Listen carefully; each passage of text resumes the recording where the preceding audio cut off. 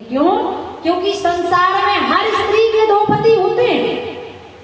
एक नरपति जिसके साथ माता पिता विवाह करते हैं और दूसरे वह पति हैं, आप लोग कहते हो ना कि तुम हो एक गोचरे सबके प्राणपति, किस विध मिलो दया में तुमको मैं कुमति। ओम जय जगदीश हरे। लेकिन ध्यान देना, आजकल हम सुनते हैं टीवी में, अखबार में, न्यूज पेपरों में कि फलाने फलाने गांव के अंतर्गत एक घटना घटी, बोले सिलेंडर फट गया और बहू मर गई। फलाने फलाने क्षेत्र में स्टोव फट गया और बहू मर गई। लेकिन कभी किसी ने ये सुना कि फलाने फलाने जगह सिलेंडर फट गया और सास मर गई? नहीं सुना ना। लेकिन बहू के सामने सिलेंडर को फटने के लिए कहा जाता है भाई, क्योंकि हम कितना भी चाहें कि हमारी समाज में भ्रष्टाचार खत्म हो जाए, लेकिन नहीं हो सकता। क्यों? क्योंकि जब तक दिमाग में दहेज की भावना जागती रहेगी तब तक ये दूर होने वाला। माननीय सम्मानीय डॉक्टर अन्ना हजारे जी ने रामलीला मैदान में बैठकर इतना अनशन किया, करप्शन, भ्रष्टाचार खत्म हो, लेकिन नहीं हो सकता, क्योंकि जब तक दिमाग में गंदगी है तब तक गांव स्वच्छ नहीं। जब गांव स्वच्छ नहीं तो शहर और प्रदेश स्वच्छ होने वाला नहीं। इसलिए आज के बाद कथा के तृतीय दिवस में ये संकल्प लीजिए कि आज के बाद कोई दहेज नहीं लेगा। कितने लोग हैं जो दहेज नहीं लेंगे? जरा हाथ उठाकर बताएं। बहुत सुंदर भागवत जी बैठी हुई है, मानस बैठी हुई है, इसलिए सोच समझकर हाथ खड़ा कीजिएगा। क्योंकि कहते हैं ना, मैं ये नहीं कह रही कि आप दहेज ना लो। अरे बेटी का पिता जो देता है उसको प्रेम से लो, लेकिन मांग मत करो कि 20 लाख चाहिए कि 25 लाख चाहिए। जो देता है प्रेम से रखिए। आज भगवान श्री राम जनकपुर की गलियों में घूम रहे थे, सबने राम जी को देखा, ऐसे भाव से देखा। और भाव कौन सा? कि जाती रही भावना जैसी,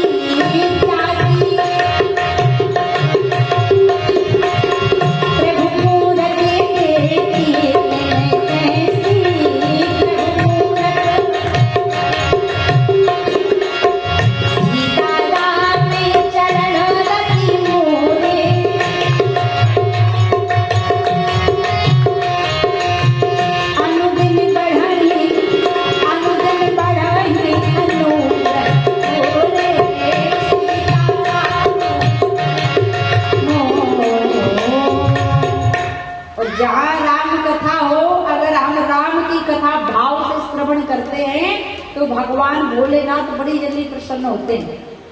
क्योंकि एक बार तो भगवान शंकर के मंदिर में चोर गया, और जब चोर चोरी करने के लिए गया तो भगवान शंकर के मंदिर में उसे कुछ नहीं मिला, और सोचने लगा कि घंटा लगा उसी को उतार लेकर बेच दूंगा तखतपुर के मार्केट में। और जैसे ही घंटा उतार रहा था तो घंटा ऊंचाई पर था, तो भगवान के शिवलिंग पर ही चढ़ गया और घंटा उतारने लगा। और जैसे उतार के जाने लगा तो भगवान भोलेनाथ प्रकट हो गए। बोले भैया जल्दी मांगो, वरदान क्या चाहिए, तुम हमारे सबसे बड़े भक्त हो।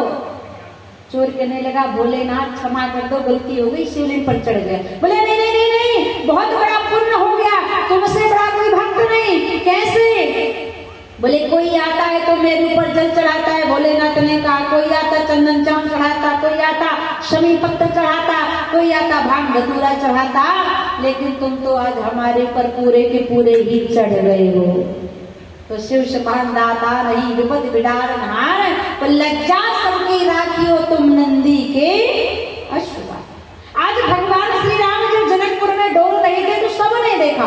एक सखी कहने लगी राम जी कितने सुंदर हैं, लेकिन राम जी हमारी ओर नहीं देख रहे, क्या किया जाए? एक सखी ने कहा एक काम कर दो, राम जी को हम तो देख रहे लेकिन राम जी हमको नहीं देख रहे, तो एक काम कर दो, राम जी का विवाह ही यहाँ करा दो। एक सखी ने विवाह तो करा देंगे, लेकिन किसके साथ कराएंगे? बोले सीता जी के साथ। एक सखी ने कहा नहीं नहीं नहीं, सीता जी के साथ नहीं करा सकते। बोले क्यों? बोले सीता कहाँ गोरी नारी और राम कहाँ काले कलूटे, do not match for each other, कोई सम्मान ही नहीं होगा, कोई संस्कार ही नहीं होगा। अच्छा, एक सखी ने कहा तो सीता जी का विवाह फिर एक काम करो, ब्रह्मा जी से करा दो या विष्णु जी से। एक सखी ने कहा विष्णु भगवान से भी नहीं हो सकता। बोले क्यों? बोले लायक ही से कीजिए ब्याह बैर और प्रीत। अगर आपका बेटा इंजीनियर है तो बहू भी इंजीनियर ढूंढना, और अगर बहू डॉक्टर है तो दामाद भी डॉक्टर ढूंढना, नहीं तो जीवन की नैया चलने वाली। तो अगर यहाँ पर किसी माता जी की बेटी भागवत करती हो तो दामाद भी भागवताचार्य ढूंढना। बोलो जय सिया राम। नहीं तो जिंदगी की गाड़ी चलने वाली एक दिल्ली जाएगा और एक मुंबई। बोलो राधे राधे। तो आज बोले कि विष्णु भगवान से सीता जी का विवाह नहीं होगा। क्यों? क्योंकि कोई मैच ही नहीं। क्योंकि सीता जी के हाथ कितने हैं?